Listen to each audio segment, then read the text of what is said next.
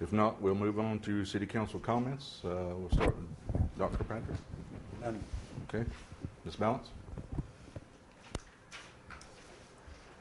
Council has received emails, and I would like to read them into the record. Ms. Diana Cruzan says, I am disgusted with how the city of Eureka Springs refuses to pay for or reimburse Nellie Clark for the cleanup of her home that your employees caused to be flooded with city sewerage. I was an infection control practitioner in 2 hospitals for 10 years. Nellie has been exposed to numerous pathogenic organisms as a result of this exposure to human blood and body fluids found in sewage. Your own employees have their hepatitis A and B immunizations paid for by the city. The city should pay for the cleanup and any repairs that need to be done to her home, and they should also be responsible for any medical bills that build up as a result of this exposure. I personally know of a case in Silver City, New Mexico, where the city did the exact same thing to one of their residents. They paid for cleanup, repairs, replacement of carpet, etc., etc., etc. Do the right thing. Take responsibilities for Nellie's expenses related to your city workers' errors. Respectively, Diana Cruzan. Ms. Susie Baker says, Dear City Council members, I'm sure you have heard about the damage caused by the city to Nellie Clark's home, my home, during a line clearing in early February. Since that time, and now a little over a month later, I am appalled, not at what the city has done, but what the city has not done to help my mother in the cleanup and repair of our home. You still have the opportunity to right a wrong and help clean up the mess that has been brought upon my mother. Thanks so much for your help, Susie. Ms. Lori Davis says, Dear Alderpersons, I am a lifelong resident of Eureka Springs. I must say that I have not had the best experiences with the city council, but let's put that aside for a minute. If something were to happen and it were the fault of the city and it damaged my property, would the city pay for it? Or does the city have some kind of special immunity in all situations that keeps them unliable for taking responsibility? I am aghast at the situation with Nellie Clark. Never, never, never should the aftermath have taken place like it did. Okay, what is done, but you, the city of Eureka Springs, are still not doing a blooming thing to help this woman who is elderly, who is having to get assistance with her medications because she cannot afford them. At least somebody cares about her. Just tell me, what are you going to do and when?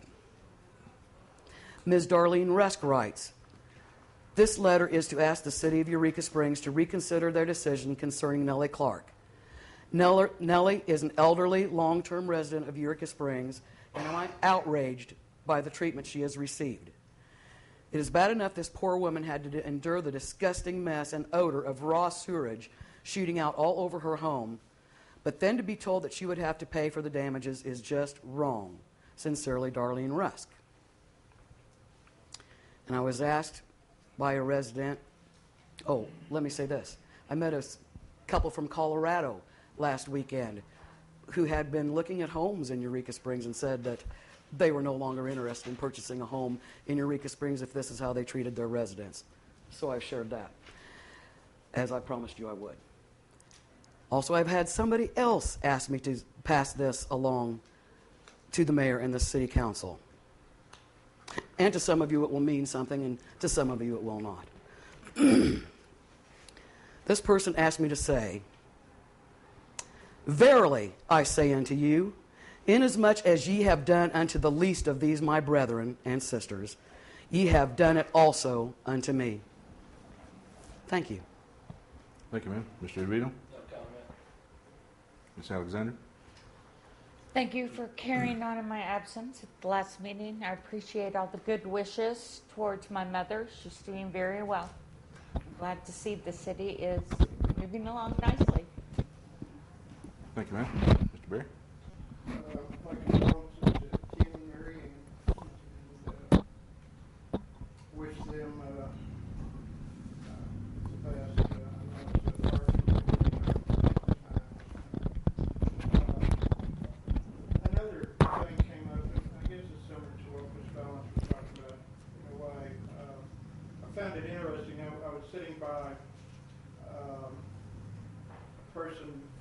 mentioned the other day when we were talking about what's happening at City Council and moving City Council meeting from Mondays to Thursdays. And I relayed to her that one of the reasons that we had moved it was because of supposedly for the newspaper. And she found that real ironic since she was the editor of the newspaper and she had never been contacted. Naturally, she was real upset that we had moved the meetings from Mondays to Thursdays because it made it about the news being about a week late. She said one of the reasons that Lovely County established their deadlines in printing on Wednesdays was because of the elections being held on Tuesdays and getting immediate publications, and also because of City Council meetings being on Mondays. So I just thought that was ironic that we moved the council meetings, and one of the reasons was because of the newspapers. So anyway, that's all. Yes, sir. I believe that's the end of the comments, and my turn. First thing I'll talk about is the ambulances. Chief Williams had to take an ambulance over to Springdale today to the Ford place and have it checked. They were going under the premise that we were going to have to replace a engine in the ambulance for a possible cost of $15,000. For a $300 test, it wound up being the injectors and glow plugs, which are going to cost us about $1,500 with the parts and work done by Mr. Blair. So we dodged the bullet on that one. I don't know how much longer they're going to last.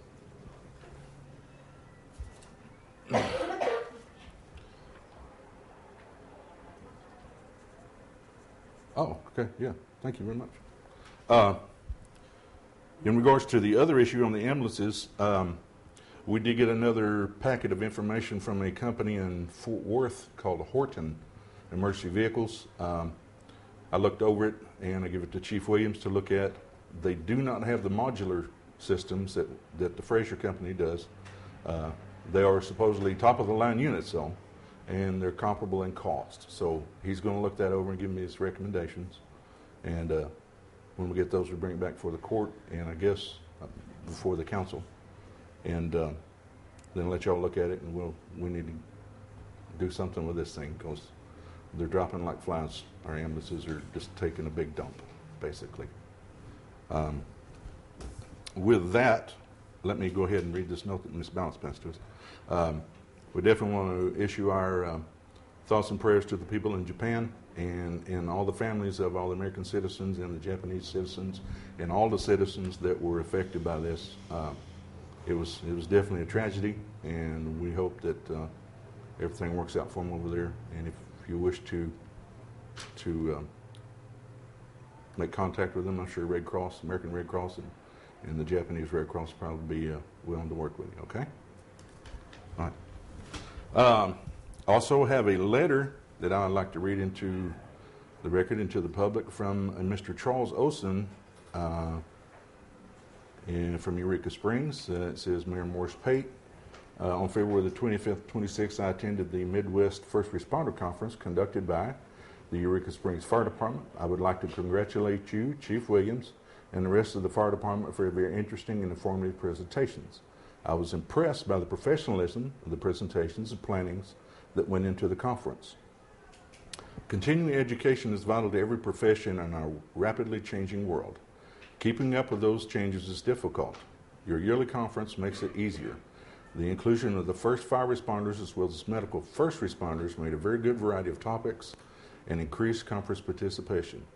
It must be the first of many annual conferences. It is a credit to the City of Eureka Springs and the Eureka Springs Fire Department for their involvement in community services. Thank you, Charles Olson, Western Carroll County Ambulance District Commissioner.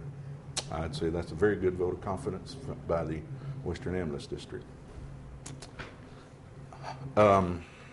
Another issue I'd like to address is the quorum court meeting tomorrow at Carroll County, which will be, the quorum court will be trying to introduce an ordinance into effect regarding the total repeal of Act 74, which would totally do away with the jurisdictional districts in Carroll County. So I urge everyone to go to this meeting. I'll be there, and I hope I see everybody there. With that, I will go ahead and read a list of the current events, which is available on eurekasprings.org. March the 18th through the 20th, Springtime Antique Trail Show. March the 19th, Chili Day at Grassy Knob Volunteer Fire Department. March the 24th through the 26th, the Eureka Springs Cavalcade of Magic at the end of the Ozarks. March 26th through the 21st through the 26th. I thought I was dyslexic there for a moment. And Eureka Springs Kite Festival at Turpentine Creek. April the 1st through the 3rd will be Spring Diversity. April the 1st is the Re-Art Party and Auction at End of the Ozarks. April the 2nd, Eureka Music Festival at the Auditorium, which lasts all day. On the 2nd also is Drumming in the Basin Park, which I'm not sure we have any hours on that one, do we? It's in the park, so go there and listen. April the 3rd is April Wine and Dinner at the Cottage Inn. And that's all I have. Motion to adjourn, is there a second? Second. Motion carries, we're out of here. Aye. Aye. Happy St. Patty's Day. It's my 28th wedding anniversary. Well, he's spelling oath.